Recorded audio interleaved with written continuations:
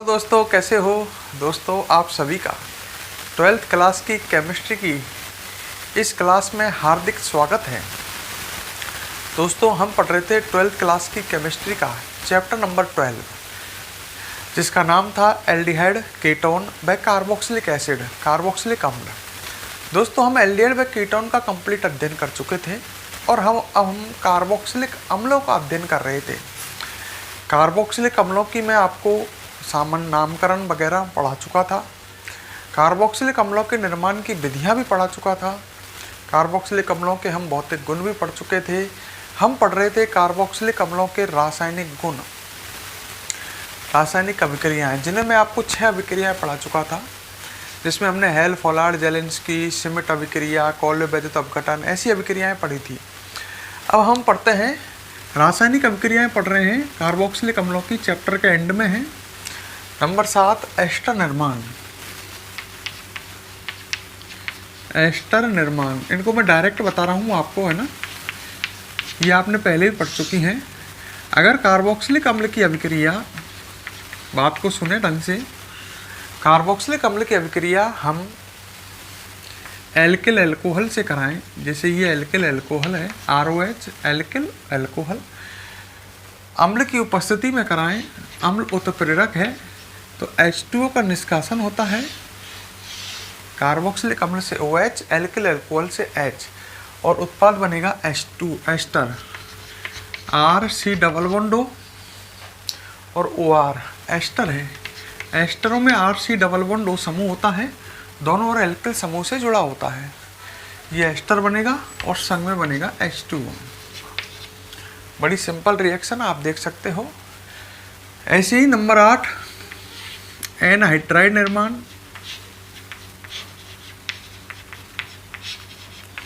Anhydride निर्माण, इसमें क्या करना है, 2 कार्बोक्सिलिक अम्ल लेने हैं, ठीक है। कार्बोक्सिलिक अम्ल के 2 अणु आपको दिख रहे होंगे, 2 अणु हैं। इन्हें P2O5 उत्प्रेरक की उपस्थिति में गर्म करना है या सांद्र H2SO4 लेना है। हमारे पास 2 ऑप्शन है। कार्बोक्सिलिक अम्ल एक बर्तन में ले लिए, उन्हें P2O5 उत्प्रेरक की उपस्थिति में गर्म करना है या सांद्र H2SO4 हमें लेना है। तो इनमें से H2O निकल करके एनहाइड्राइड बन जाएगा, ठीक है। क्या बनेगा, anhydride, RC double bond O और C डबल बॉन्ड OR। एनहाइड्राइडों में ये समूह होता है और 2 एल्किल समूह से जुड़ा होता है, संग में बन जाएगा H2, ठीक है। और नंबर 9 एमाइड निर्माण। कार्बोक्सिलिक अम्लों की अभिक्रिया पढ़ रहे हैं, एमाइड निर्माण। इसमें आपको क्या करना है, ढंग से समझो एक एक बात को। कार्बोक्सिलिक अम्ल की अभिक्रिया अमोनिया से करानी है, इंपॉर्टेंट है ये। कार्बोक्सिलिक अम्ल RC double bond OH, ammonia से अभिक्रिया। अमोनिया क्षार है और कार्बोक्सिलिक अम्ल अम्ल है, दोनों आपस में क्रिया करेंगे, लवण बनेगा इस तरह का। अरे यहाँ का H+ इससे जुड़ जाएगा NH3 से, कार्बोक्सिलिक अम्ल H+ आएगा, ये बन जाएगा NH4+, और ये है RCOO-, तो लवण बन जाएगा इस तरह का RCOO- NH4+। लवण में अभी कम धनायन और ऋणायन, ढंग से देख लो। अम्ल और क्षार की अभिक्रिया है। कार्बोक्सिलिक अम्ल की अभिक्रिया आपने अमोनिया से कराई है, इसमें से H+ निकल के यहाँ जुड़ जाएगा, ये NH4+ बना लेगा अमोनियम आयन, यहाँ ऊपर माइनस रह जाएगा। तो ये बन गया कार्बोक्सिलिक अम्ल का अमोनियम लवण। इसको गर्म करेंगे, ये बना अमोनियम लवण। कार्बोक्सिलिक अम्ल का कैसा लवण, अमोनियम लवण। अमोनियम लवण उन्हें कहते हैं जिनमें NH4+ समूह हो। गर्म करेंगे तो 2 H यहाँ से निकलेंगे और यहाँ से निकलेगा H2O। गर्म करने पर इसमें से H2O निकल जाएगा, 2 H और 1 O, और बन जाएगा RC डबल बॉन्ड O गया, 2 H गए तो NH2 तो बचेगा, O गया, 2 H गए, तो ये बन गया क्या, एमाइड। तो इस तरह से हम कार्बोक्सिलिक अम्ल से एमाइड भी बना सकते हैं। तो ये सब मैंने आपसे कहा था, आपको ध्यान हो तो, एस्टर, एनहाइड्राइड, एमाइड और अम्ल हैलाइड। इससे पहले हमने अम्ल हैलाइड देखा था, बनाना है ना, सीखा था। तो ये सभी अम्ल व्युत्पन्न हैं। अम्ल व्युत्पन्न का मतलब एस्टर, एनहाइड्राइड, एमाइड और संग में अम्ल हैलाइड, ये सभी अम्ल व्युत्पन्न है क्योंकि कार्बोक्सिलिक अम्ल से ये बनाए जाते हैं, इसलिए कार्बोक्सिलिक अम्ल के व्युत्पन्न है। तो इस तरह से हम कार्बोक्सिलिक अम्लों से इन सब का निर्माण कर सकते हैं। कार्बोक्सिलिक अम्ल की अभिक्रिया अल्कोहल से कराई, एस्टर बनेगा। दो कार्बोक्सिलिक अम्ल के अणु आपस में गर्म करने पर P2O5 की उपस्थिति में एनहाइड्रेट बनाएंगे। कार्बोक्सिलिक अम्ल की अभिक्रिया आप अमोनिया से कराएंगे, अमोनियम लवण बनेगा, जिसे गर्म करने पर वो एमाइड का निर्माण कर लेगा। क्लियर? कोई दिक्कत?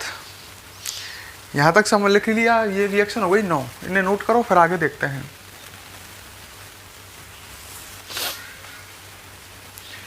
ये अभिक्रिया क्या सिद्ध कर रही है कि कार्बोक्सिलिक अम्ल अम्लीय प्रकृति के हैं, जब तो क्षार से अभिक्रिया करके लवण बना रहा है। पेपर में आ जाए ऐसी कोई अभिक्रिया लिखो जो ये सिद्ध करती हो कि कार्बोक्सिलिक अम्ल अम्लीय प्रकृति का है, तो ये अभिक्रिया हम लिख सकते हैं। इसमें साफ दिख रहा है कार्बोक्सिलिक अम्ल क्षार से क्रिया करके लवण बना रहा है, मतलब ये एक अम्लीय प्रकृति का है, अम्ल है एक। फटाफट इसे नोट करो।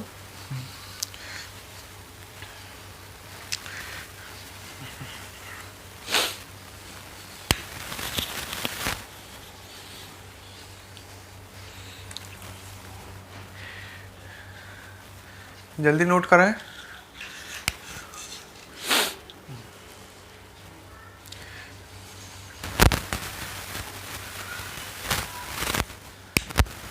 वीडियो को पॉज करके नोट करें।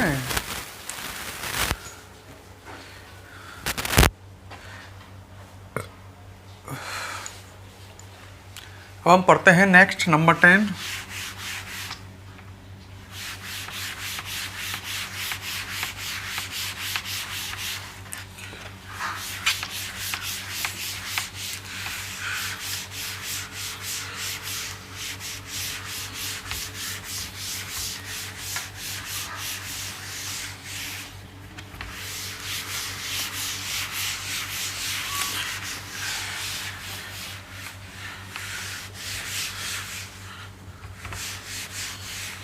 देखो नंबर 10, क्षार धातुओं से अभिक्रिया, यानी कहूं क्षारीय धातुओं से अभिक्रिया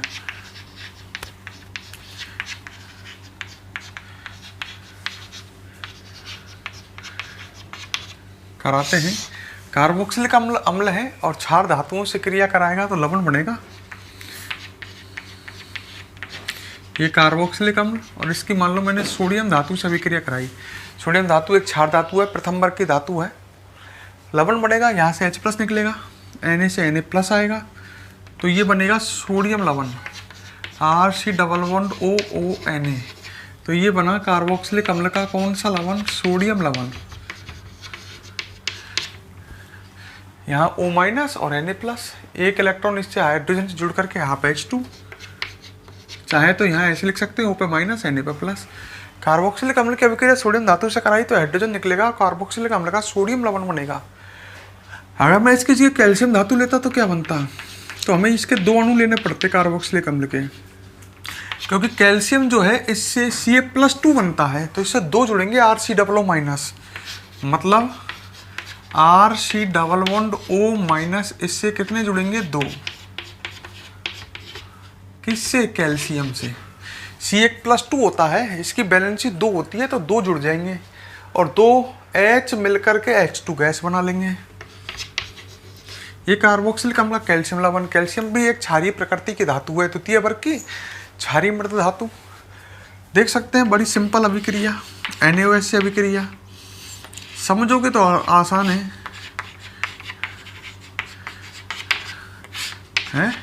अरे कार्बोक्सिलिक अम्ल अम्लीय प्रकृति का है और क्षार NaOH से अभिक्रिया कराओगे तो लवण बनेगा। इसमें क्या है?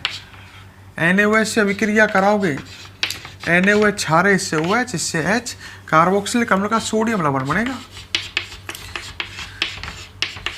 Plus H2। तो बड़ी सिंपल अभिक्रिया है, इन्हें भी फटाफट नोट करें।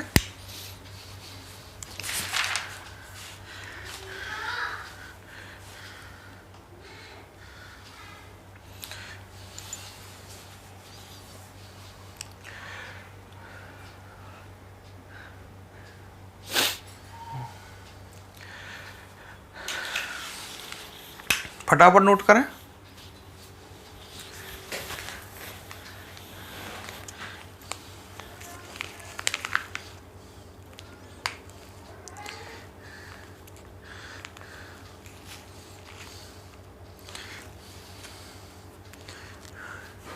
जल्दी वीडियो पॉज करके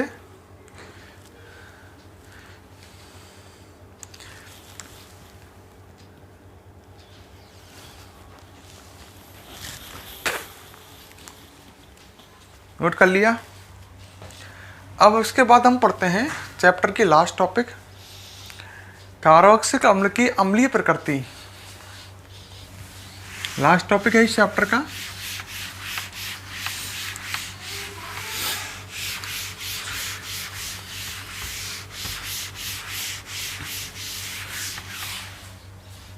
ठीक है, तो हम पढ़ेंगे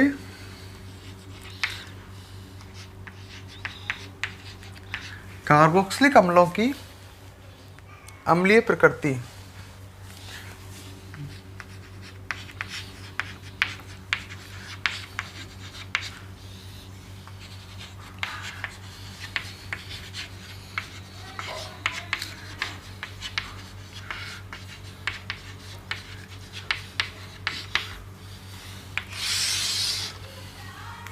हाँ भाई, अब इसको समझो।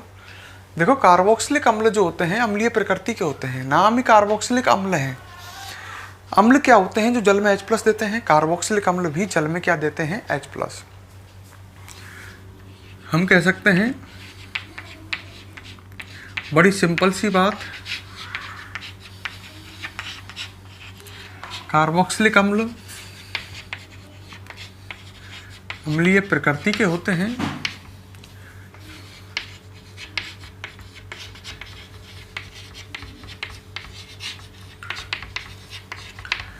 ये जल में कौन सा आयन देते हैं? H+ ion. इनको जल में डालोगे तो ये जल में H+ आयन देते हैं, और जो जल में H+ आयन देता है वो अम्लीय प्रकृति का होता है।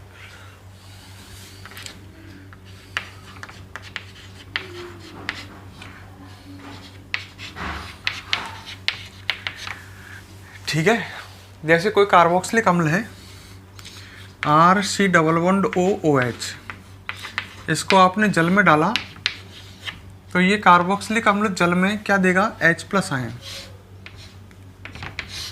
उत्क्रमणीय अभिक्रिया चलेगी, क्योंकि प्रबल अम्ल होते हैं वे तो चलाते हैं अनुत्क्रमणीय। कार्बोक्सिलिक अम्ल दुर्बल अम्ल है, ये जल में H+ उत्क्रमणीय अभिक्रिया होगी, उत्पाद बनेगा R, ऐसे लिख देता हूँ शॉर्ट में, RCOO- और संग में क्या बनेगा? H+। तो ये अम्लीय प्रकृति के हैं, जल में H+ देते हैं। इनके लिए आयनन स्थिरांक ये है, एक तरह से साम्य स्थिरांक, इसको बोलेंगे Ka को अम्ल का आयनन स्थिरांक। ये कौन है? अम्ल का आयनन स्थिरांक। अम्ल का आयनन स्थिरांक कैसे निकालोगे? ये साम्य स्थिरांक की है, उत्पाद की सांद्रता बटे क्रियाकारक की सांद्रता। जल में ये अभिक्रिया चलेगी, उत्पाद की उत्क्रमणीय अभिक्रिया है, और उत्क्रमणीय अभिक्रिया में साम्य आता है। जब अग्र अभिक्रिया पश्च अभिक्रिया का वेग बराबर हो जाए तो ये K आ गया अम्ल का आयनन स्थिरांक, उत्पाद की सांद्रता बटे ये उत्पाद हो गए दोनों, और क्रियाकारक की सांद्रता। क्रियाकारक कार्बोक्सिलिक अम्ल है, इसको ऐसे लिख देते हैं। ये समीकरण क्या कह रही है?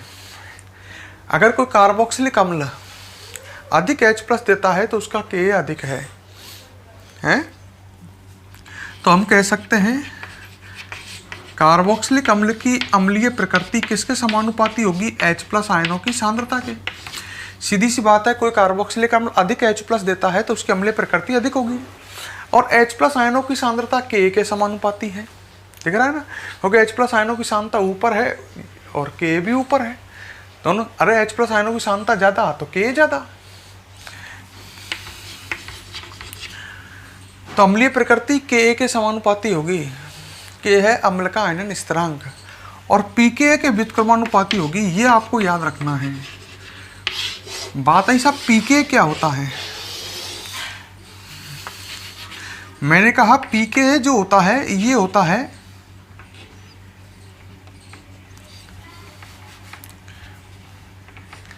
पी के ए जो होता है ये होता है माइनस लॉग के ए, ये होता है पी के ए का माइनस लॉग। अगर किसी अम्ल का के ए ज़्यादा है तो माइनस होने की वजह से पी के कम आएगा, तो दोनों एक दूसरे के व्युत्क्रमानुपाती हैं। लड़का कहता है ये क्या काम आता है। कई बार देखो कहता है आपको कार्बोक्सिलिक अम्ल दे देगा, 3 कार्बोक्सिलिक अम्ल उसने दे दिए, तो कहेगा उनको अम्लीय प्रकृति के बढ़ते क्रम में लिखो। आपसे ऐसे भी कह सकता है के के बढ़ते क्रम में लिखो, तो के और अम्लीय प्रकृति एक दूसरे के समानुपाती हैं। जो अम्लीय प्रकृति का क्रम होगा वही के का क्रम होगा। अभी कभी ऐसे कह सकता है पी के बढ़ते क्रम में लिखो, तो पी के का क्रम उल्टा आएगा, क्योंकि पी के अम्लीय प्रकृति के व्युत्क्रमानुपाती है। जो के का बढ़ता क्रम होगा वो पी के का घटता क्रम होगा। अरे सीधी सी भाषा में कहूँ, कोई कार्बोक्सिलिक अम्ल अधिक अम्लीय है तो उसका पी के कम होगा। कोई कार्बोक्सिलिक अम्ल जितना अधिक अम्लीय होगा उसका पी के उतना ही कम होगा, क्योंकि एक दूसरे के। तो तुम्हें 3 तरह से क्रम लिखवा सकता है। कार्बोक्सिलिक अम्ल दे देगा 3 और 3 तरह से क्रम लिखवा देगा। तुमसे अम्लीय प्रकृति का क्रम लिखवा सकता है, के का क्रम लिखवा सकता है और पी के का क्रम लिखवा सकता है। तो ये आपको डिब्बा क्लियर होना चाहिए। अम्लीय प्रकृति के समानुपाती, पी के व्युत्क्रमानुपाती। के अधिक होगा तो पी के कम आएगा, क्योंकि इसमें माइनस लग रहा है आगे। तो बड़ी बढ़िया बात बताई मैंने आपको, इन्हें नोट करो आप।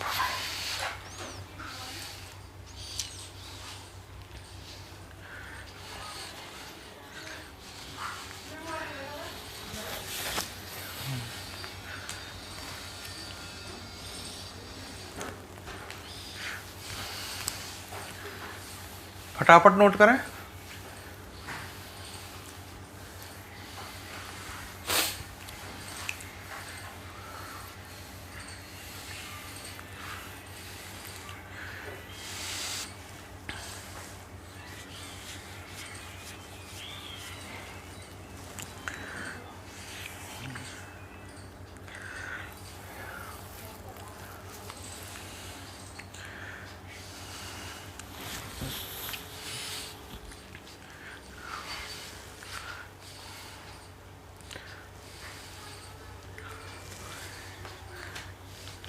ठीक है, अच्छा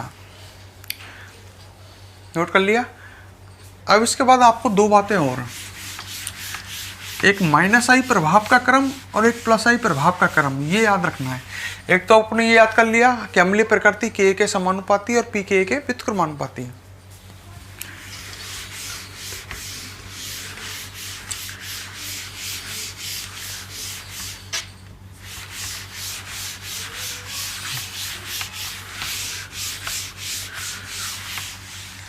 ठीक है। अब इसके बाद दोस्तों एक माइनस आई प्रभाव का क्रम, ये याद कर लो, ये बहुत काम आने वाला है। ये इंपॉर्टेंट टॉपिक है जो लास्ट में पढ़ा रहा हूँ मैं, है ना। कार्बोक्सिलिक अम्लों में अम्लीय प्रकृति में से क्वेश्चन आते हैं। सबसे कम माइनस आई प्रभाव होता है फेनिल का, फेनिल जानते हो C6H5।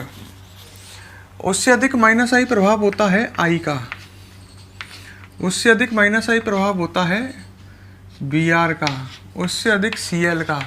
विद्युत ऋणता बढ़ रही है ना, उससे अधिक होता है F का, ये आप डायरेक्ट याद रखें। उससे अधिक होता है Cn का, Cn से अधिक होता है NO2 का नाइट्रो समूह, और उससे भी अधिक होता है CH3 का। ये माइनस आई प्रभाव का क्रम है, इसे आप याद करें। सबसे कम माइनस आई प्रभाव फेनिल का, उससे अधिक आयोडीन का, फिर ब्रोमीन का, फिर क्लोरीन का, फ्रोमीन का, फ्लोरीन का, उससे अधिक साइनाइड का, उससे अधिक नाइट्रो का, और सबसे अधिक CH3। एक्स हैलोजन है, CF3Cl3, समझ गए। अच्छा, एक प्लस आई प्रभाव का क्रम भी याद रखें। आपको पता ही होगा एल्किल समूह का प्लस आई प्रभाव होता है। प्लस आई प्रभाव होता है इलेक्ट्रॉन खींचने का, सॉरी माइनस आई प्रभाव होता है इलेक्ट्रॉन खींचने का, प्लस आई प्रभाव होता है इलेक्ट्रॉन देने का। तो प्लस आई प्रभाव का क्रम, प्लस आई प्रभाव की बात करें तो एल्किल समूह का प्लस आई प्रभाव होता है सबसे कम CH3। जैसे जैसे एल्किल समूह में कार्बन की संख्या बढ़ती जाती है प्लस आई प्रभाव बढ़ता जाता है। ये मैथिल है या एथिल है, तो मैथिल से अधिक प्लस आई प्रभाव एथिल का। कार्बन की संख्या बढ़ेगी तो आप समझ गए होंगे मेरी बात, मैं क्या कहना चाहता हूँ। प्लस आई प्रभाव बढ़ेगा। इसमें 3 कार्बन है, ये आइसोप्रोपिल है। ये प्लस आई प्रभाव का क्रम हो गया, है ना। अब हम पढ़ते हैं अम्लीय प्रकृति का क्रम। ठीक है, एग्जाम्पल, अम्लीय प्रकृति का क्रम। कार्बोक्सिलिक अम्लों की अम्लीय प्रकृति का क्रम बताना है ना। एक एक बात को ढंग से समझोगे। अम्लीय प्रकृति का क्रम, ठीक है। सब एक तो मैंने ये लिखा CH2 C double bond OOH, इसको ऐसे लिख देता हूँ डायरेक्ट। और यहाँ जुड़ रहा है इसमें फ्लोरीन है, इनकी अम्लीय प्रकृति बतानी है ना। और एक ये है CH2, इसमें जुड़ रहा है क्लोरीन। अब देखो, ये कार्बोक्सिलिक अम्लीय है। कार्बोक्सिलिक अम्ल को जल में डाला तो ये H+ त्यागेंगे। ये क्या बनाएगा, ये H+ ही तो निकलेगा। क्या बनेगा, CH2F। यहाँ क्या बचेगा, COO-। सही है। और ये H+ त्यागेगा तो यहाँ क्या बचेगा, CH2Cl COO-। ये कार्बोक्सिलिक अम्ल है, इनसे जल में ये बनेंगे, ये आयन बनेंगे, ये मध्यवर्ती बनेंगे। आयन हमेशा मध्यवर्ती होते हैं, उत्पाद नहीं होते। अच्छा, फ्लोरीन का कौन सा प्रभाव होता है, -I। फ्लोरीन और क्लोरीन में किसका -I प्रभाव अधिक है, फ्लोरीन का। -I मतलब उल्टा चिन्ह लगा दिया, इलेक्ट्रॉन खींचने का प्रभाव। फ्लोरीन का -I प्रभाव अधिक है, क्लोरीन का -I प्रभाव कम है ना। फ्लोरीन इलेक्ट्रॉन खींचेगा, आगे भी ताकत लगेगी फ्लोरीन की, क्योंकि फ्लोरीन की वजह से कार्बन पर धनावेश आएगा, वो आगे इलेक्ट्रॉन खींचेगा। तो कुल मिलाकर के ऑक्सीजन पर इलेक्ट्रॉन घनत्व घटेगा या ऋणावेश की मात्रा घटेगी। यहाँ पर भी ये खींचेगा पर ऋणावेश की मात्रा कम घटेगी, क्योंकि क्लोरीन का -I प्रभाव कमजोर है। यहाँ ऋणावेश की मात्रा ज़्यादा घटेगी, वहाँ कम घटेगी। ठीक है, तो इस पे कह सकते हैं हम, चूंकि यहाँ समझ लो फ्लोरीन का -I प्रभाव अधिक है या नहीं है। इसके नीचे लिख रहा हूँ, फ्लोरीन का -I प्रभाव अधिक है। सही है, ये डैश लग रहा है फ्लोरीन का आगे, ऐसे लिख दूँ और क्लियर। फ्लोरीन का -I प्रभाव अधिक आता है, ऋणावेश की मात्रा कम। दोनों में तुलना करो, फ्लोरीन का -I प्रभाव ज़्यादा है तो इसका पर ऋणावेश कम। जिस पर ऋणावेश कम वो अधिक स्थायी होता है। क्यों, क्योंकि जो स्थायित्व होता है वो आवेश की मात्रा के व्युत्क्रमानुपाती होता है। ये पढ़ा होगा तुमने कभी। जिस पर आवेश की मात्रा कम वो अधिक स्थायी, इस पर आवेश की मात्रा कम है, ऋणावेश की मात्रा कम, इसलिए ये क्या हो जाएगा, अधिक स्थायी। किसकी तुलना में, ये अधिक स्थायी इसकी तुलना में। फ्लोरीन का -I प्रभाव अधिक, इस पर ऋणावेश की मात्रा कम, ऋणावेश की मात्रा कम तो ये अधिक स्थायी। और आपको पता है ये अधिक स्थायी तो ये अधिक अम्लीय है। क्यों, क्योंकि अधिक स्थायी आपको पता ही है, ये अधिक स्थायी है, अधिक बनेगा। और ये अधिक बनेगा, ये अधिक कब बनेगा, जब ये अधिक H+ त्यागेगा, और अधिक H+ त्यागेगा तो ये अधिक अम्लीय होगा। खूब देख लो, फ्लोरीन का -I प्रभाव, इस पर ऋणावेश की मात्रा कम इसकी तुलना में, ऋणावेश कम तो ये अधिक स्थायी, आवेश की मात्रा कम तो अधिक स्थायी। और अधिक स्थायी है तो अधिक स्थायी अधिक बनेगा। ये अधिक कब बनेगा, जब ये अधिक H+ त्यागेगा, और ये अधिक H+ त्यागेगा तो सीधी सी बात है ये अधिक अम्लीय होगा। ये अधिक अम्लीय है, इसका K भी अधिक होगा, पर pKa किसका अधिक होगा, इसका, क्योंकि अम्लीय प्रकृति समानुपाती K है। दोनों में पूछे K का क्रम तो यही आएगा, pKa का क्रम उल्टा हो जाएगा है। इसका ये अधिक अम्लीय है तो इसका pKa कम होगा, सीधी सी बात है, क्योंकि अम्लीय K और pKa एक दूसरे के क्या हैं, व्युत्क्रमानुपाती हैं। समझ लो मैंने कैसे किया है ये सॉल्व। एक बार इसे नोट करें पूरे को, इस डिब्बे को भी लिख लेना, कहीं ना कहीं ये आपके काम आएगा।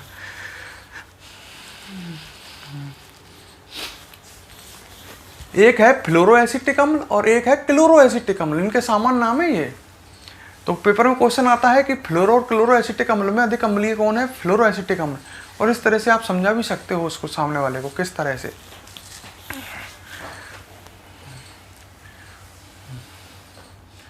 आप कह सकते हो फ्लोरोएसिटिक अम्ल का मध्यवर्ती क्लोरोएसिटिक अम्ल से, फ्लोरोएसिटिक अम्ल का मध्यवर्ती क्लोरोएसिटिक अम्ल के मध्यवर्ती से अधिक स्थायी है, इसलिए फ्लोरोएसिटिक अम्ल अधिक अम्लीय है।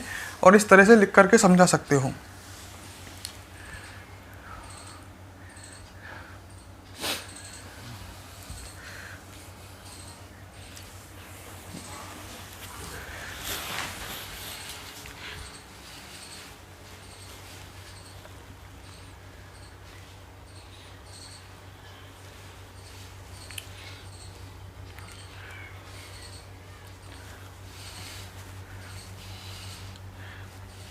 ठीक है, लिख लिया। एक एग्जाम्पल और,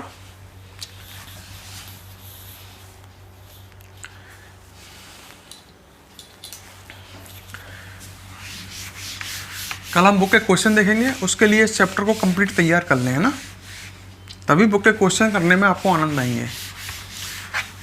आराम से टाइम दे, आज पूरे दिन इस चैप्टर को कंप्लीट करें ढंग से, तब कल का टाइम भी मिलेगा। वीडियो में लेट डालता हूँ, तो आराम से कंप्लीट करके फिर बुक के क्वेश्चन करें, तब आपके समझ में आएंगे।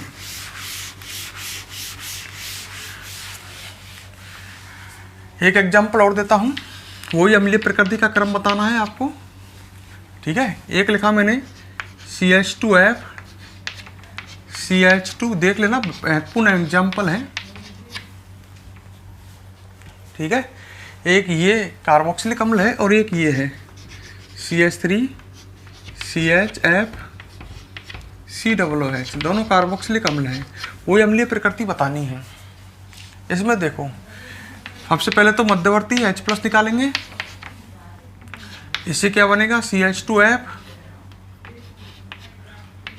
CH2 COO-, जल में H+ निकलेगा। ये इससे इस कार्बोक्सिलिक अम्ल का ये मध्यवर्ती बन गया।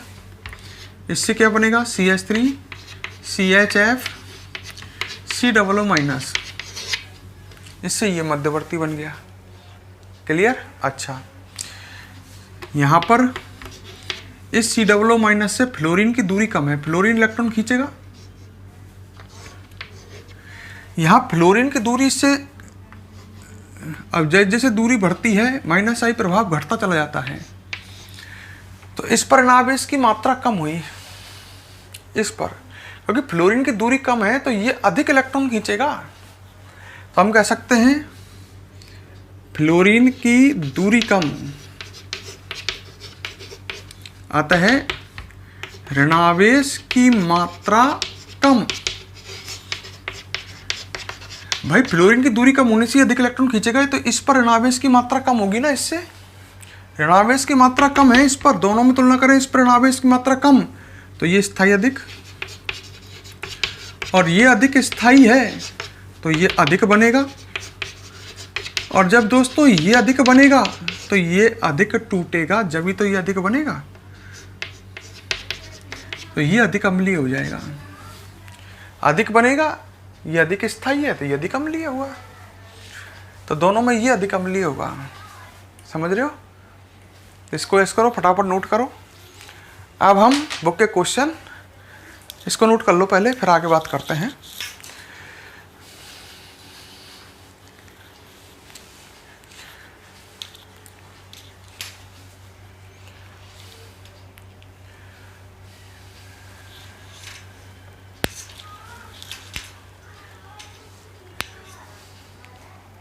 फटाफट लिखो।